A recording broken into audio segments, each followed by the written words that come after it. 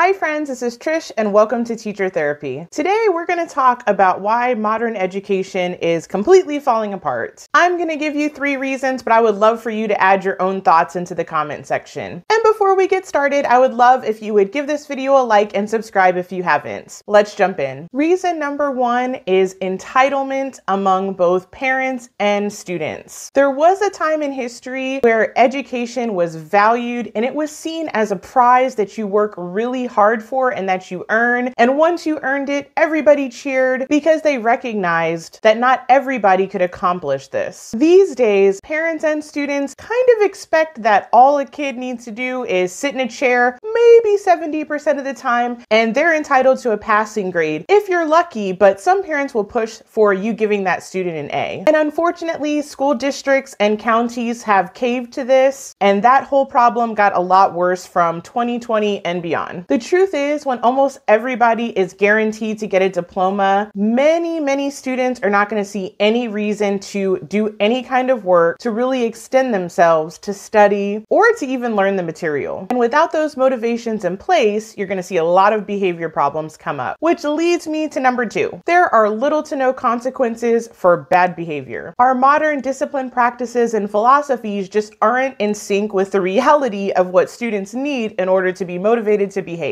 Now, I truly believe that there was a different era where parents and communities instilled values and morals and life lessons into their own children so that they came to school knowing how to behave. And if for whatever reason students didn't behave, teachers and administrators had the authority to actually give consequences that would be motivating. Or there were rewards. These days, both are highly discouraged. Rewards are discouraged because the philosophy is that everybody needs to get the same thing. So if you're rewarding some children over the others, then it's just not fair. So rewards are out the window. And naturally, consequences that are negative are also out the window because we wouldn't want students to feel any discomfort, any embarrassment, and we definitely wouldn't want them to feel any sense of fear. Never mind the fact that sometimes fear can be a good thing. So we're creating these artificial bubbles that don't look anything like the real world, and we're of course setting students up for failure in the future. But the problem is their parents are cheerleading this type of behavior, which is putting more pressure on schools. Which leads me to my next point. The accountability for students' behavior in academics have shifted away from the students themselves and their families over onto schools. Ironically, schools are the ones that fear consequences, but not the kind that they should fear. Of course, if somebody is doing the wrong thing, then they deserve consequences. That's not what I'm talking about. Schools are really afraid that parents are gonna go get a lawsuit, go to social media, or simply just lie and make things up in order to get the school in trouble. In an ironic twist of fate, schools actually get report cards, and schools can fail even though students can't really fail. So a lot of times a school's passing or failure rate that could be determined by the state will be based on how many absences are counted, how many in-school suspensions and out-of-school suspensions are counted. Basically, all disciplinary